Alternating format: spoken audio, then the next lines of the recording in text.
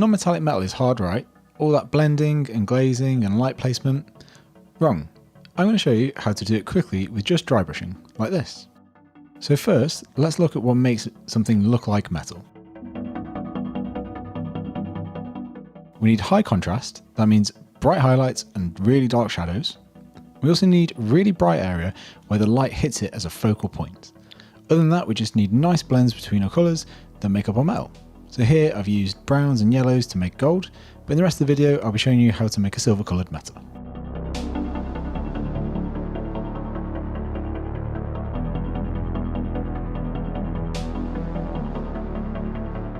So we've got the Stormcast shield here, primed it in black, and I've also got the Artitopus D brushes in large and medium.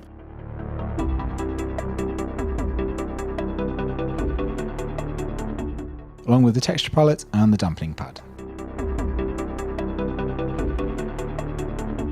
For paints, we're going to be using the AK Interactive 3rd generation acrylics from the Silver Non-Metallic Metal set.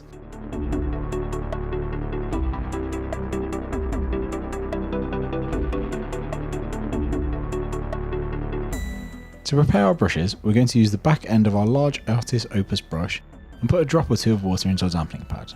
Then moisten the bristles and give them a wipe off on the palette. This will help the paint to leave our brush in a nice smooth manner, which is really good for smooth dry brushing as well as keeping our brushes in good nick.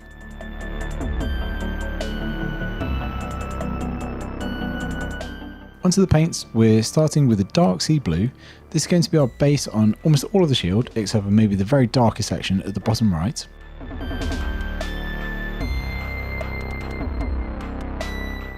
We take our paint, put a drop on the palette, then take our brush and holding it at a 90-degree angle to the palette, we pull some of the paint to one side and start to load up the brush.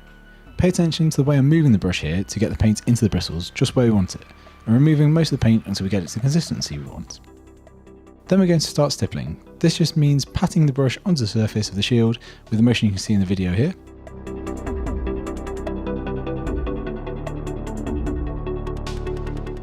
If we need to load more paint, we can follow the same steps as before, and we just build that paint up.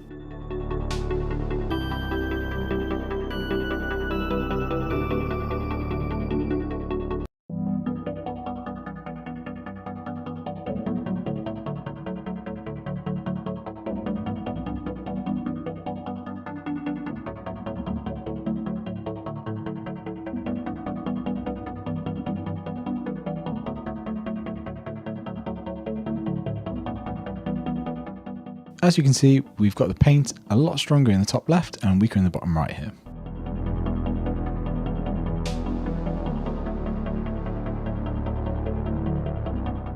Now to clean the brush, we're going to add another couple of drops to the dampening pad, moisten the bristles and then give them a good rub over a clean area of the texture palette.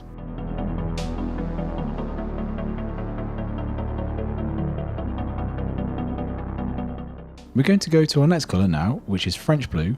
And we can see that it's quite the jump from our previous colour, so we're going to mix these together to get a mid-tone. To do this, we just drag some paint from each of the blobs we have on our palette into one another at about a 45-degree angle.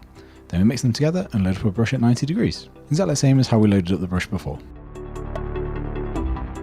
With this colour, we're going to hit most of the shield with stippling and some directional dry brushing. So we're going to stipple the majority of the shield but avoid the darkest areas, and then dry brush from the top left to the bottom right in the direction of the light.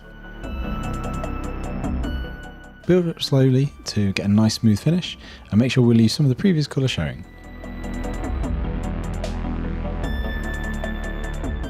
And make sure you hit the bottom edges with a dry brush too.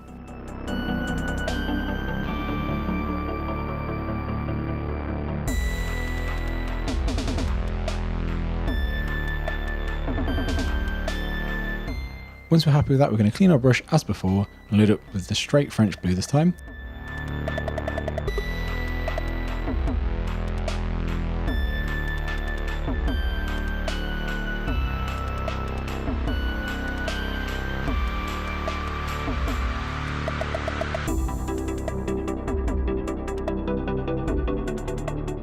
We're only going to dry brush this time. We're going to stick to that light direction.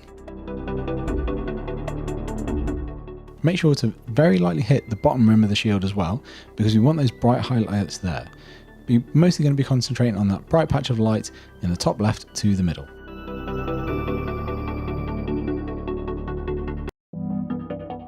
We're going to change down to the medium series D brush now, so clean up your large D and moisten the medium one.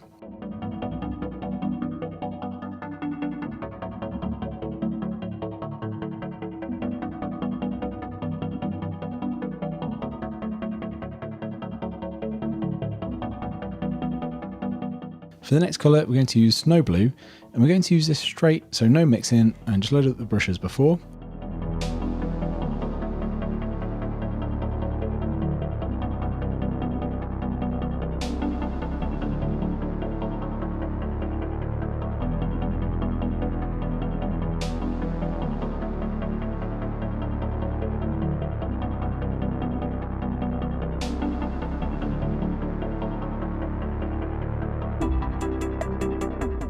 We're going to dry brush again using the directional strokes, and we want to again focus on that bright patch and be very light everywhere else. Again, it's important to hit those bottom shadowy areas as this helps to sell the non-metallic metal effect.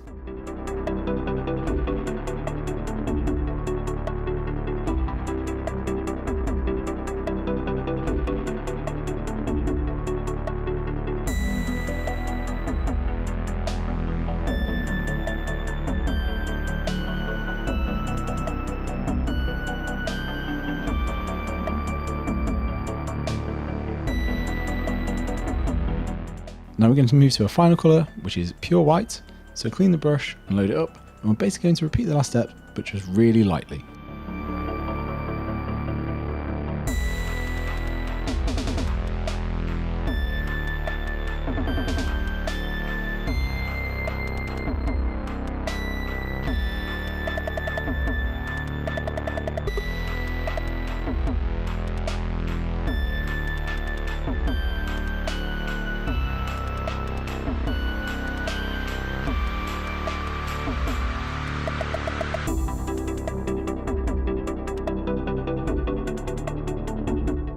And there we go, that's our non-metallic metal. It's so quick and easy to do it this way, and it's a technique that works best on models with some texture, but it's so fast and easy, and it's quite visually pleasing too. I would love to see it if you do give it a try, so if you do, please send pictures across to me on your socials. I'd love to see them. I hope you enjoyed the video, everyone, and if you did, please subscribe to the channel and share the video, it really helps. Thank you very much for watching, and see you next time. Bye!